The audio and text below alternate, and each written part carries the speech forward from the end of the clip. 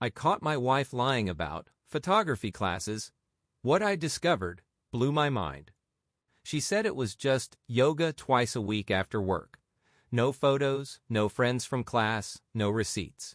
I decided to follow her, and what I saw still makes my hands shake. It started with the smell.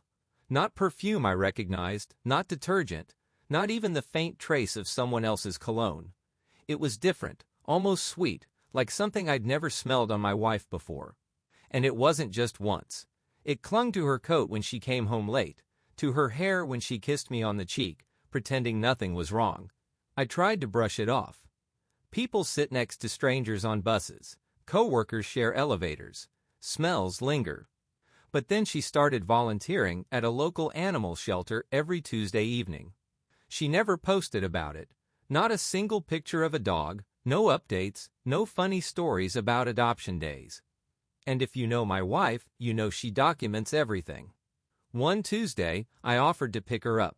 She flat out refused, saying she didn't want to bother me, and that the shelter was out of the way. But I checked. It was 15 minutes from my office. The real crack in the story came 2 weeks later, when she came home in a completely different hoodie than the one she'd left in that morning. She claimed she'd spilled coffee on it and someone at the shelter lent her one. I opened the laundry hamper that night. Her original hoodie wasn't there. It never showed up again. That's when I started keeping track. Every Tuesday, her routine became clockwork. Leave at 5:45 p.m. sharp, return around 10:15 p.m., shower immediately. She'd hum in the bathroom, sometimes even giggle like she was reliving a private joke. When I asked how the shelter was going, she'd give vague answers. Oh, you know, busy, or lots of dogs coming in. But I checked the shelter's social media. They closed at 7 p.m. I didn't confront her. Not yet. Instead, I started planning. If she was lying, I needed proof. Not something emotional I could be talked out of, but something concrete. I told her I'd be working late the next Tuesday. In reality, I drove to the shelter at 6:45. The building was dark, locked. I parked across the street and waited, my phone camera ready. At 7:20, she walked past the shelter's entrance without even looking at it. She wasn't alone. A man in a leather jacket was next to her, smiling like they'd just shared a secret. They didn't see me. That was the night I stopped doubting myself. The next few days were a masterclass in acting. Emily smiled, laughed at my jokes, kissed me goodnight as if nothing had changed. But every time her phone buzzed, she became strangely alert, her eyes darting toward it as if it contained a secret too dangerous for anyone else to see.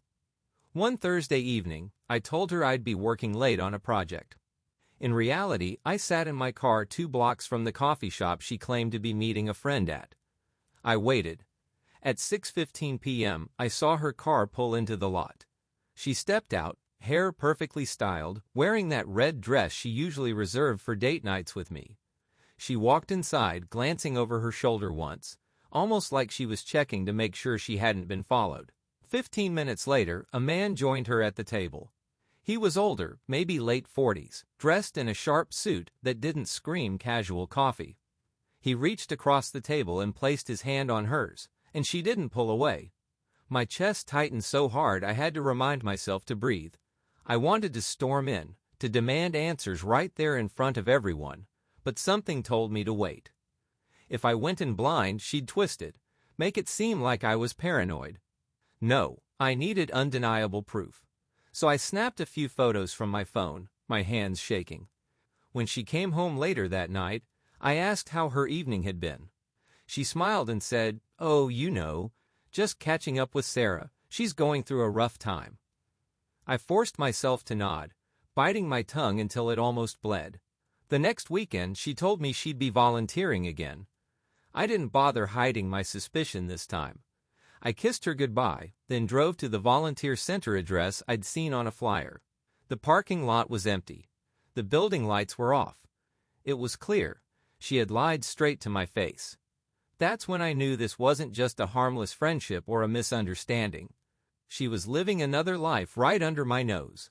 And I was going to rip the truth out of it, piece by piece, no matter how much it hurt. The days that followed were a blur of quiet rage and careful planning.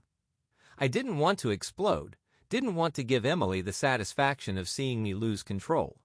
Instead, I methodically gathered everything I could: receipts, photos, timestamps, even the small details she had overlooked, like the scent of that unfamiliar cologne lingering on her scarf, the way she always left her smartwatch unlocked. Piece by piece, I assembled the mosaic of her double life. Finally, I confronted her one evening. I had printed the photos from the coffee shop, arranged the receipts neatly on the dining table. I didn't yell. I didn't cry. I simply placed them in front of her and waited. Emily's face went pale. The confident, untouchable woman I thought I knew crumbled. She tried to explain, to weave excuses, but I had already rehearsed every question, anticipated every lie. None of it held water. "I knew," I said finally, my voice calm but cutting. I didn't want to believe it, but I knew. "You've been living in two worlds while I was here thinking we were us." She faltered, and in that moment I realized just how fragile the illusion had been, for both of us. But I wasn't done. I wanted this betrayal to have consequences, not just sit as a wound I carried silently. I contacted the restaurant where she had dined with him and requested the security footage, citing a fraudulent charge on my card. They complied. The grainy video confirmed everything: her laughter, the hand-holding, the way she leaned in closer than a friend ever would. Then I approached the lawyer, not for divorce yet, but to understand how to protect myself, our assets, and ensure she couldn't manipulate the truth in court later. I didn't post anything online. I didn't tell friends. I let the evidence speak. I used it to confront her family, who had been suspicious for months but didn't know how to act. I let them see, and they were shocked. Emily had painted a perfect picture to everyone but me. That alone stung more than anything. The final act of quiet revenge came when I quietly filed to reclaim joint accounts she had been siphoning, closed the credit cards she'd secretly opened, and took control of bills she had been dodging. I wanted her to feel the consequences without a spectacle, to understand that betrayal has real, tangible fallout beyond words and tears. When she finally moved out, her departure was silent, almost anticlimactic. But I felt lighter. Pain lingered, of course, the anger, the hurt, the disbelief, but it was tempered by clarity. I had uncovered the truth, protected what was mine, and reclaimed my own life. Sitting alone in the apartment, I realized one thing: trust is fragile, but vigilance can be stronger. And while some nights still bring flashes of what I lost, I know I can face the world without the weight of deception pressing on me. The lesson was brutal, but it was mine, and I had survived it.